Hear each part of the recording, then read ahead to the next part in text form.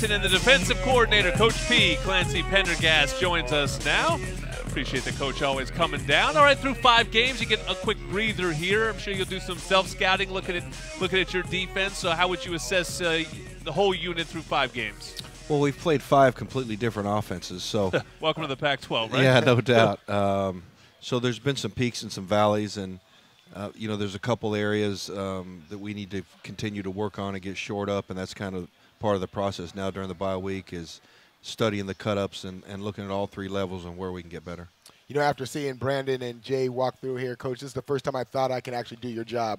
I think I just have to let those guys go. Right. Let's talk about Arizona a little bit in terms of the game plan. Obviously, the game plan worked almost to perfection. I mean, you were putting some tough spots at the end of the game, but for the most part, from an assignment situation, in terms of assignments, execution, you got turnovers, those types of things you have to be pleased, especially how this defense is progressing.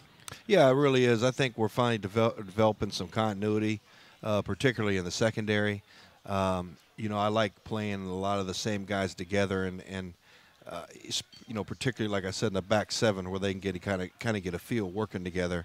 And it's been really tough for Marvell because hasn't been able to really settle in with one safety he can play with the majority of the time until now. It's pretty much proven now the last 2 weeks that Talanoa can be that guy.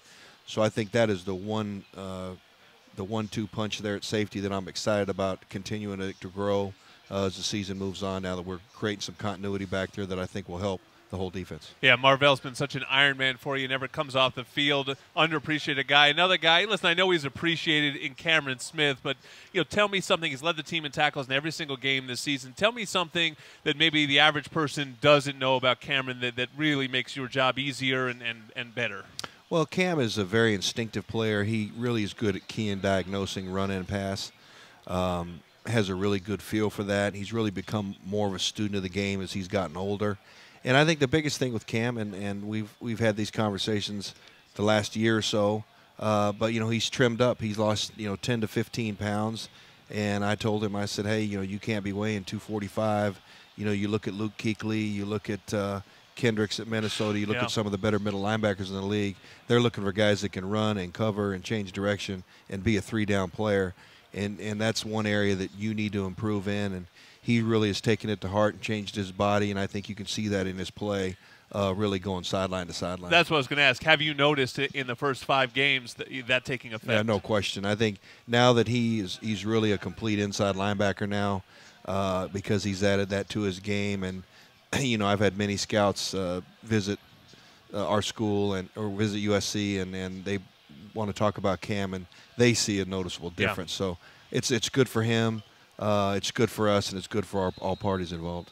One position that is still in flux or rotational is the cornerback position. I mean, you have Biggie, who's sort of been solid, and he's sort of been the solid. But the other side, the rotations have happened between 3 or 4 different guys. Mm-hmm. What's your feeling on the other side of the ball? Well, as a cornerback position as a whole, what's your feeling on the cornerback? Yeah, Iman has played real solid for the most part this year.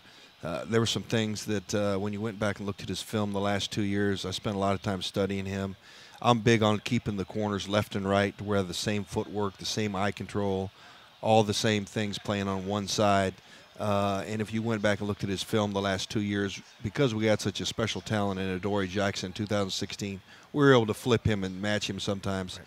And then last year, when Iman was there, playing the position by himself, we put him on the left, and he looks more comfortable on the right. I think the route tree is maybe a little bit less. You draw the X receiver, which is the bigger receiver. It's a little better matchup for him. So we made a decision like, look, we're just going to put you on the right side of the field, and you get a lot of quick throws and fades, and you play those routes, and it'll be better for you and for us. And the other side, it's been a little bit of a revolving door. It was really good to see Elijah Griffith play. We wanted to get him in there on the 3rd series and split time. It's been a steady progress of him in fall camp and in practice to see that he's going to be a really good player here at USC. So the quicker we could get him in there and get him start the maturation process, the better. We were going to wait maybe till after the bye, and then I needed to get him in there against Arizona this week. So we said, hey, the third series you're going to go, and let's take a look at it. And he got the one push off. There's a couple things in his game he needs to clean up, but you really can see his ability to play the press coverage, catch up speed, physicality, and tackling. And Isaiah Langley has been the other corner that's been the most consistent. There was so much talk going into this season. You're listening to the defensive coordinator, Clancy Pendergast, here. There was so much talk going into this season about all the production the offense had to replace. And, yeah, you brought back a lot of veterans on defense, but you lost a ton, particularly in the pass rush in terms of production. I mean, all those guys at the top of the sack list. Now, you got Porter Gustin back, and he's leading the Pac-12 in sacks. But has it been difficult trying to find other guys to get after the quarterback in that front? Yeah, we're trying to work through finding the right mix. I think we found it now with Hunter Eccles coming in and working on third down. It's been a function the first 4 games prior. We're getting a lot of 7-man protections, a lot of quicks. So you're really getting more of a feel on how people are trying to protect us defensively. So that's starting to show itself a little bit. So I expect those other guys to come on as the season goes on.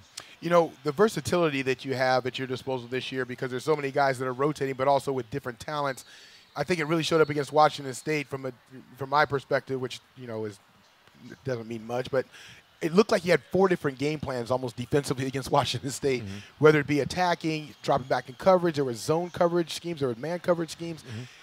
Does all these players help the situation for you, or does it make it a little bit more complicated and difficult to get ready for these teams? No, it helps because it allows us to play different people, and it gets a lot of people involved. And I think, we've expanded more people's roles, which allows more guys to get on the field. And I think we're kind of set in who those people are now that we've played 5 games. You got that first pick out of the way on Saturday. I'm sure you wish that had happened earlier. Do you feel like that turnover dam is ready to break, or are there some things that you're talking to your defense saying, hey, we need to do more of X to start forcing more turnovers?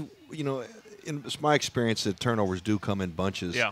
And we talk about it and we work it, and we've got our hands on a lot of balls. I think we are pretty high in the country. Lead the nation in pass breakups. Yeah, at least you did going into Arizona. Yeah, and so in this, hopefully those turnovers will come via fumble or interception.